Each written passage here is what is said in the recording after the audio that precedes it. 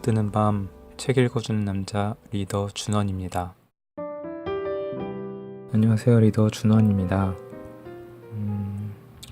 오늘도 저번 시간에 이어서 노인과 바다 9화를 읽어드리도록 하겠습니다.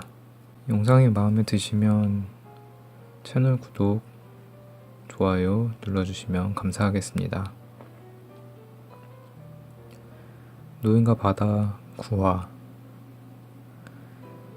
이물로 돌아온 노인은 판자 위에다 만세기 살점 2쪽을 내려놓고 날치도 곁에 놓았다.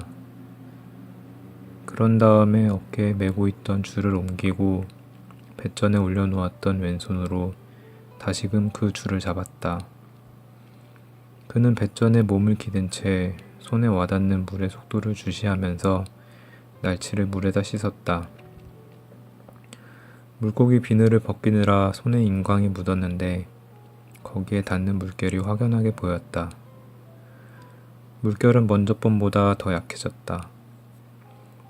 손을 널빤지에 문지르니 인광 조각들이 떨어져 나가 배 뒤로 천천히 떠내려갔다. 지금은 녀석도 지쳤거나 쉬고 있는 걸 거야. 노인은 말했다. 자, 나도 이제 이 만세기를 먹은 다음 좀 쉬고 잠을 자도록 해야지. 밤이었고 날씨는 점점 추워지고 있었다. 별빛 아래서 노인은 아까 집어온 만세기 살점 중에서 한쪽의 반을 먹고 내장과 대가리를 떼어버린 날치 한 마리를 마저 다 먹었다. 만세기는 요리를 해서 먹으면 썩 좋은 음식인데 그가 중얼거렸다.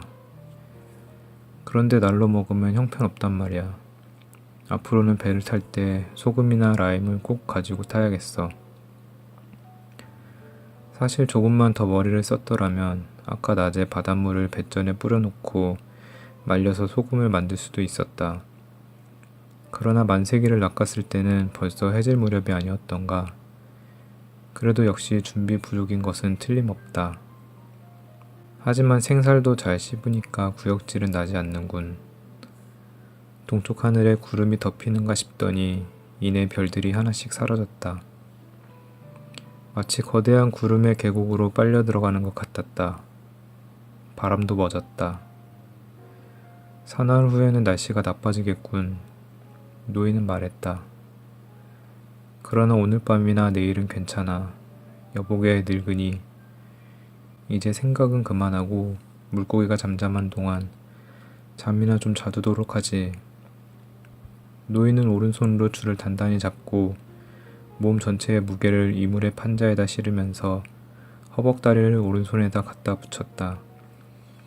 그러고는 낚싯줄을 어깨에서 약간 아래로 낮추고 왼손을 그 위에 얹어서 줄을 팽팽하게 했다. 이 오른손은 줄이 팽팽한 한 끝까지 잡고 있을 수 있을 거라고 생각했다. 만일 자는 동안 줄이 느슨해지더라도 줄이 풀려나가는 순간 왼손이 나를 깨울 것이다. 오른손은 왼손보다 좀 더 힘이 들겠지만 고통을 이겨내는 데 익숙하니까 아마 괜찮을 것이다. 한 20-30분만 자도 좋을 것 같았다. 그는 몸 전체를 앞으로 웅크린 채 낚싯줄에 기대고 전신의 무게를 다시 오른손에 의지한 채 잠이 들었다. 노인은 사자 꿈을 꾸지 않았다. 그 대신 12km나 16km쯤 뻗어있는 만세기 대군을 보았다. 놈들은 한창 교미기여서 공중으로 높이 뛰어올랐다가 뛰어오를 때 생긴 구멍으로 다시 떨어지곤 했다. 그러다가 마을로 돌아와 침대에서 자는 꿈을 꾸었다. 날씨는 북풍이 불어서 무척 추웠고 베개 대신 팔을 베고 자서 오른팔이 저렸다. 그런 다음에는 예외 없이 길게 뻗은 황금해 안에 대한 꿈을 꾸기 시작했다. 초저녁에 첫 번째 사자가 바닷가로 내려왔다. 뒤따라 다른 사자들도 내려왔다. 노인은 저녁 미풍을 받으며 닻을 내리고 있는 배의 이물 쪽 판자에 턱을 개고 앉은 채 더 많은 사자가 나타나기를 기다리고 있었다. 그는 아주 즐거웠다. 달이 뜬 지도 벌써 오래되었건만 노인은 계속 잠을 자고 있었다. 고기는 쉬지 않고 낚싯줄을 끌었고 배는 구름의 터널 속으로 들어가고 있었다. 그때 갑자기 오른손 주먹이 얼굴을 탁 치고 오른손이 뜨겁게 탈 정도로 빠르게 줄이 풀려나가는 바람에 노인은 잠에서 깼다. 왼손에는 아직 아무런 감각이 없었다. 그는 풀려나가는 줄을 오른손으로 힘껏 막았다. 그래도 줄은 급속도로 풀려나갔다. 드디어 왼손에도 줄이 잡혔고 노인은 몸을 젖혀 줄을 등에 대고 버텼다. 그러자 등과 왼손이 동시에 타는 듯 했다. 왼손이 낚싯줄을 도맡아 끌다시피 하자 금방 심한 상처가 생겼다. 노인은 낚싯줄 사리를 돌아다 보았다. 사리는 술술 풀려나가고 있었다. 바로 그때 물고기가 바다를 가르며 뛰어올랐다가 무겁게 떨어졌다. 그러더니 연달아 뛰어오르기 시작했다. 줄은 계속해서 빠르게 풀려나갔고 배는 계속 빠른 속도로 끌려갔다. 노인은 줄이 팽팽해지도록 바싹 당기고 풀리면 또 팽팽히 잡아당기곤 했다. 그는 엉겁결에 이물개까지 끌려가 만세기 살점에 얼굴을 처박은 채 꼼짝도 할 수가 없었다. 기다리던 일이 드디어 일어났군. 그러니 이제는 모든 일을 침착하게 받아들여야지. 낚싯줄 값을 치르게 할 테다. 낚싯줄 값을 치르게 해야 하고 말고. 그는 고통을 잊으려고 그런 생각도 했다. 노인은 고기가 뛰어오르는 것을 볼 수 없었다. 그저 바닷물이 갈라지고 고기가 떨어질 때마다 철썩 물이 튀는 소리를 들었을 뿐이다. 낚싯줄이 하도 빨리 풀리는 바람에 손을 심하게 베었다. 그러나 이런 일은 언제나 일어나게 마련이라고 말하곤 했으므로 되도록 손바닥에서 낚싯줄이 미끄러지거나 손가락을 베이는 일이 없도록 굳은 살 박힌 부분으로 줄을 쥐려고 애를 썼다. 이럴 때 소년이 여기 있다면 낚싯줄 사리를 적셔주었을 텐데 노인은 생각했다. 그래, 그 아이가 여기 있다면, 그 애만 여기 있다면. 낚싯줄은 풀리고 또 풀렸지만 그 속도는 점점 느려졌다. 노인은 자신의 손끝에서 전해지는 느낌을 감지했다. 그는 물고기가 조금이라도 더 여유 있게 낚싯줄을 끌어당기도록 내버려 두었다. 노인은 이제 비로소 배 바닥에서 머리를 들어 올릴 수 있었고 또 얼굴이 짓이겨 놓은 생선의 살점에서도 고개를 뗄 수 있었다.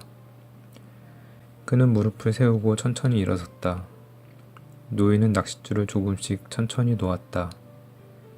그리고 적당히 줄을 풀었다가 당기기를 반복했다. 노인은 발로 더듬어서 낚싯줄 사리가 있는 곳으로 갔다. 아직도 낚싯줄은 충분했다. 이제 물고기는 자신의 몸의 마찰과 함께 물속으로 풀려나간 낚싯줄의 마찰까지 이겨내야 하는 상황이었다. 그렇지. 녀석이 서너 번을 뛰어올랐으니 등줄기에 붙어있는 공기통에 공기가 잔뜩 들어갔을 거야. 내가 끌어올릴 수 없을 정도로 깊이 내려가도 이제 물고기는 죽을 염려가 없지. 곧 녀석이 주위를 돌기 시작하면 그때 놈을 좀 다루어 보아야지.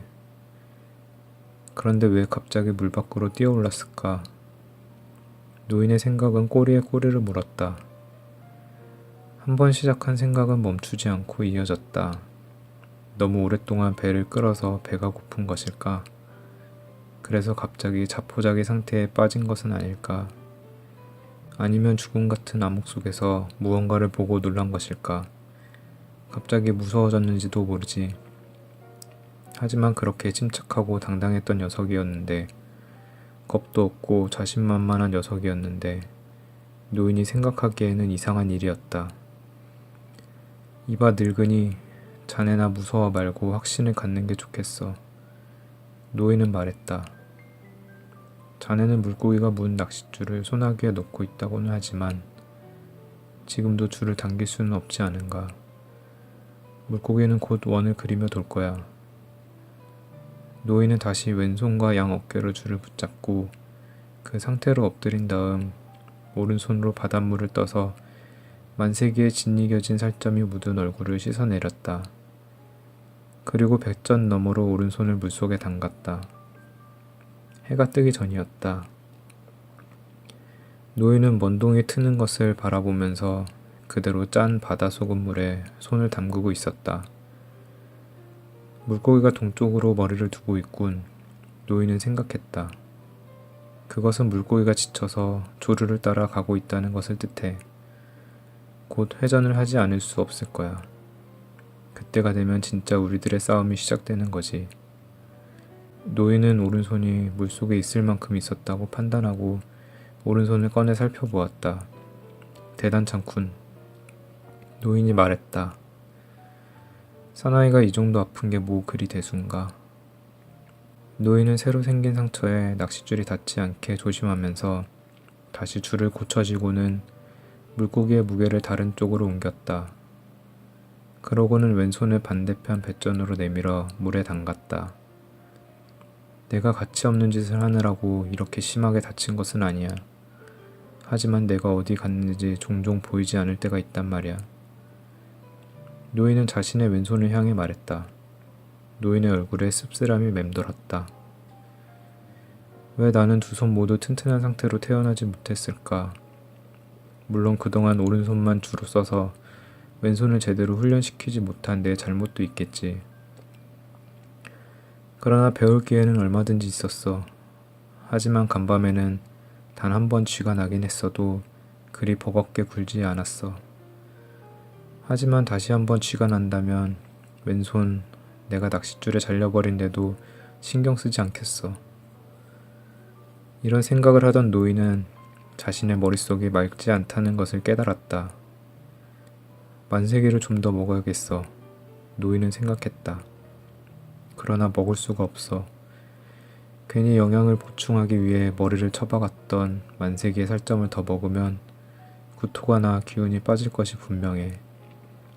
그것보다는 머리가 좀 멍한 편이 나을 거야. 상할 때까지 그저 비상용으로 놔두자. 이제 무엇을 통해 힘을 얻기에는 너무 늦었어. 이런, 너란 놈은 참 어리석기도 하구나. 한 마리 남은 저 날치를 먹으면 될 것 아냐. 날치는 언제든지 먹을 수 있게 깨끗하게 요리되어 있었다. 노인은 그것을 왼손으로 집은 뒤 뼈를 조심스레 씹으며 꼬리까지 다 먹었다. 날치는 어떤 물고기보다도 영양분이 많아. 노인은 생각했다. 적어도 내게 필요한 힘을 줄 수는 있을 거야. 이제 내가 할 수 있는 일은 다 했다. 물고기가 회전을 하도록 유도해서 싸움이나 해보자.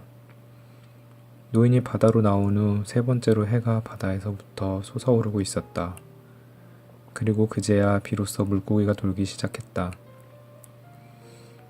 낚싯줄의 경사로는 물고기가 확실하게 돌고 있는지를 알 수 없었다. 아직 배 주위를 돌기에는 너무 일렀기 때문이다. 노인은 물고기가 줄을 끄는 힘이 약간 약해진 것을 느끼고 오른손으로 가만히 당기기 시작했다. 언제나처럼 줄은 팽팽했다. 그러나 금방 끊어질 정도까지 당기자 조금씩 줄이 끌려오기 시작했다. 노인은 양 어깨와 머리를 줄 아래로 뺀 뒤 조심스럽게 끌어당기기 시작했다. 노인은 달리기를 준비하는 자세를 취하며 두 손으로 줄을 잡고 몸과 두 다리를 최대한 활용하려고 버텼다. 그래서 될 수 있는 한 줄을 많이 끌어당기려고 애썼다. 노인은 자신의 늙은 다리와 어깨를 줄을 끌어당기는 동작의 주축으로 삼았다. 대단한 회전이야. 노인은 이를 앙 다물고 말했다. 그래, 저 녀석이 지금 돌고 있는 것이 틀림없어. 그러나 물고기는 더 이상 끌려오지 않았다. 노인은 햇빛을 받은 낚싯줄에서 물방울이 구슬처럼 튈 때까지 팽팽하게 줄을 잡아당겼다. 그러나 다시 줄이 풀려나가기 시작하자 노인은 무릎을 꿇고 어쩔 수 없이 어두운 물속으로 다시 줄을 놓아주었다. 녀석은 지금 배 멀리서 돌고 있을 거야. 될 수 있는 대로 줄을 늦추지 말고 당기고 있어야겠다. 노인은 생각했다. 조금이라도 당기고 있으면 돌 때마다 회전거리가 단축될 거야. 어쩌면 1시간 후에는 다시 그 엄청난 물고기를 보게 될지도 모르겠군. 이제는 저 물고기에게 혹독한 맛을 보여줄 때가 왔어. 그러나 물고기는 계속해서 천천히 돌고 있었다. 그 상태로 2시간이 지나자 노인의 온몸은 땀으로 흠뻑 젖었고 뼛속까지 아려왔다. 그러나 회전거리는 1시간 전보다 많이 줄어들었다. 낚싯줄에 경사로 보아 물고기가 헤엄치면서 줄곧 위로 떠올라오고 있음을 알 수 있었다. 1시간 동안 노인의 눈앞에는 검은 반점이 어른거렸고 땀이 흘러들어 눈동자가 따가웠다. 눈과 이마에 난 상처는 쓰라렸다. 그러나 눈앞에서 어른거리는 검은 반점 따위는 전혀 신경 쓰이지 않았다. 그런 현상은 노인이 줄을 당기느라 애를 쓸 때면 을에 나타났다. 노인은 2번이나 아찔한 현기증을 느꼈다.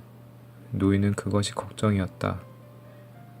이런 물고기를 눈앞에 두고 죽을 수는 없어. 노인은 말했다. 지금까지 온 힘을 다해 물고기를 끌어올렸습니다. 하느님 제발 제 몸이 견딜 수 있도록 해주십시오. 주기도문과 성모송을 100번씩 외우겠습니다. 하지만 지금 당장은 할 수 없어요. 지금은 일단 외운 것으로 해주세요. 노인은 생각했다. 틀림없이 나중에 외울 테니까요. 바로 그때 2 손으로 잡고 있던 줄이 갑자기 팽팽하게 당겨졌다. 온몸을 긴장시킬 정도로 날카로운 힘이 느껴졌다.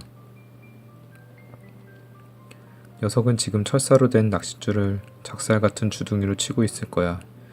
노인은 생각했다. 그것은 언젠가는 닥칠 일이야. 그리고 꼭 그렇게 돼야 할 일이고. 그 때문에 물고기가 갑자기 뛰어오를지도 모르겠다. 이제 제 스스로 도는 것을 계속하도록 그냥 놓아두는 편이 낫겠어. 공기를 채우기 위해서 뛰어오를 필요도 있겠지만 뛰어오를 때마다 낚싯바늘에 찔린 상처가 크게 벌어져서 어느 순간 바늘이 빠질지도 몰라. 뛰지 마라 물고기야. 노인은 말했다. 제발 뛰지 마라. 고기는 5-6번이나 더 낚싯줄을 쳤다. 그리고 물고기가 머리를 흔들 때마다 노인은 줄을 조금씩 풀어주었다. 물고기가 고통을 적당히 느끼도록 해야 해. 내가 고통받는 것은 문제가 아니다.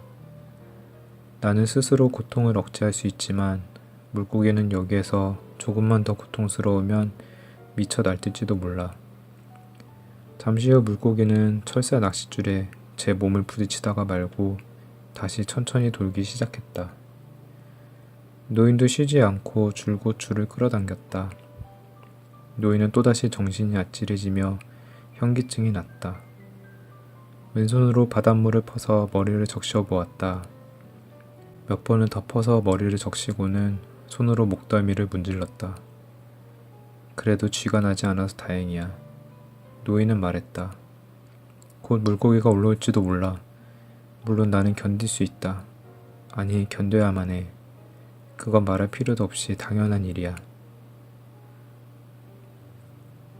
노인과 바다 구화를 읽어드렸습니다.